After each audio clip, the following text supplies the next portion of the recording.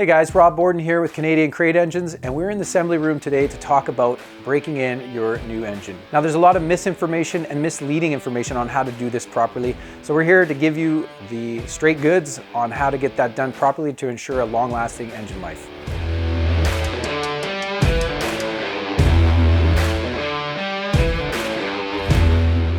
Now, what are we talking about when we're talking about breaking in an engine? Primarily, we're focusing on two things: breaking in a flat tappet camshaft and seating in the piston rings. Now, we're not going to get into breaking in a flat tappet camshaft in this video because almost all the engines we build here at Canadian Crate Engines have roller camshafts, so that process isn't necessary. But if you're purchasing an engine elsewhere or you've built your own engine at home, you do want to read up on that before starting the engine because it is a very critical process to follow. So what does it mean to break an engine in? What we're primarily talking about is seating in the piston rings.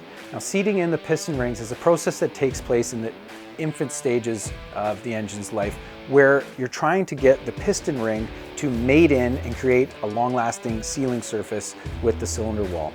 Now, the way we do this is by introducing load to the engine. The load in the engine is going to create cylinder pressure, and that cylinder pressure is going to help get in behind the back of the ring and push the rings outward to help seat that ring against the cylinder wall. The reason this is important is we want to seal that piston ring up to seal in combustion, as well as to prevent oil from getting up past the rings into the combustion chamber. And it's really important we do this in the early stages to get that mating pattern in there and to get that ring to seal up for a long-lasting, healthy life. This is going to provide you with healthy compression long-term, as well as taking care of oil consumption concerns. So in general, the break-in process for the engine is roughly the first 1,000 kilometers. Now, if you're purchasing an engine from us, it's going to come with an instruction manual as well as a detailed guide on how to break in your engine properly. If you've purchased a performance engine, that engine is going to come dyno tested and tuned, and it has already been broken in for you. There is some residual break-in notes that need to be addressed, which will be provided. For specifics on how long this process should take, please refer to your installation guide and your break-in documents for your specific application. So how do we do this effectively? The best way to break in any new engine is with short bursts of heavy acceleration. Now, what this allows us to do is to create that cylinder pressure, which is going to force the ring outward into the cylinder wall. And then when we let off the throttle, it's going to allow that ring to rest and allow the face of that ring to cool down. So I always tell our clients, like a good example of this, it would be, driving like you're in a rush to get somewhere in city traffic. You're going to be on and off the throttle, accelerating heavily, but only for short bursts of time. You're going to be varying the engine RPM and varying the RPM, or the engine load, which is a great way to break in a new engine. So regardless of what engine you have, there are some general guidelines as to how to break in the engine properly. There are some things to do and some things to avoid. So first and foremost, what we want to avoid is prolonged engine idling. It's really hard on a new engine to let the engine idle for extended periods of time.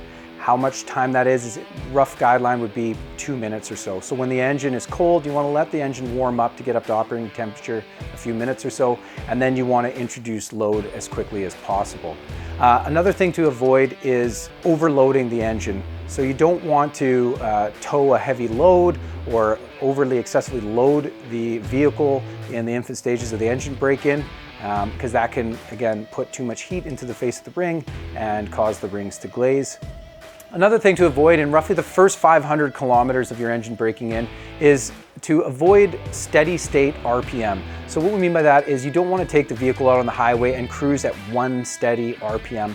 Not that it's a bad thing to drive on the highway when you have a new engine, but you just want to make sure that you're not setting the RPM and staying there for extended periods of time. It's a good thing to introduce a variance of RPM and load, especially within the first 500 kilometers. Now, we have discussed a bunch of things to avoid, but there are some things that you can do in the early stages of breaking in your engine. You can enjoy that engine and you can drive it spiritedly. You can get on the throttle, you can open it up. You just want to make sure, again, you're not doing that for extended periods of time, but it's actually a good thing to introduce load and to drive with a little bit of a heavy foot. So go out and enjoy your new engine. Just be cautious of those things to avoid.